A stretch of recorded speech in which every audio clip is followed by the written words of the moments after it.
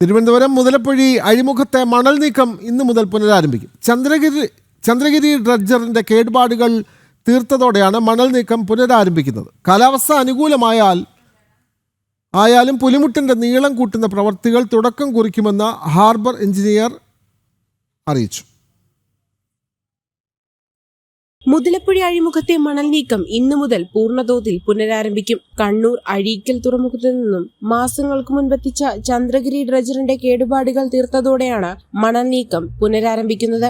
Maritime ബോർഡിന്റെയാണ് dredger. ഏറെ പ്രതിഷേധങ്ങൾക്ക് ശേഷം വലിയ ഡ്രഡ്ജർ മുതലപ്പുഴയിൽ എത്തിച്ചെങ്കിലും അടിക്കടി ഉണ്ടായ കേടുപാടുകൾ നിമിത്തം ഡ്രഡ്ജർ വിചാരിച്ച രീതിയിൽ മുന്നോട്ടു പോയിരുന്നില്ല. അതേസമയം മാർച്ചോടെ കടൽ പ്രക്ഷുബ്ധമാകാൻ തുടങ്ങും. അതിനു മുൻപ് മണൽ നീക്കം ചെയ്യണമെന്ന മത്സ്യത്തൊഴിലാളികളുടെ ആവശ്യമാണ് വീണ്ടും പ്രവർത്തനത്തിലേക്ക് വരാൻ പോകുന്നത്. കാലാവസ്ഥ പ്രതികൂലമായതിനു മുന്നേ മുതലപ്പുഴ അഴിമുഖത്ത് അടിഞ്ഞുകൂടിയിരിക്കുന്ന മണ്ണ് നീക്കണമെന്നാണ് മത്സ്യത്തൊഴിലാളികളുടെ ആവശ്യം. ഇക്കാര്യം ആവശ്യപ്പെട്ട് മുതലപ്പുഴയിലെ മത്സ്യത്തൊഴിലാളി സംഘടനാ പ്രതിനിധികൾ നിരവധി തവണ ഹാർബർ എക്സിക്യൂട്ടീവ് എഞ്ചിനീയറെ കണ്ടിരുന്നു. ഇതിന്റെയൊക്കെ ഫലമായിട്ടാണ് മുതലപ്പുഴ അഴിമുഖത്തെ മണൽ നീക്കം പുനരാരംഭിക്കാൻ പോകുന്നത്. ജനം, തിരുവനന്തപുരം.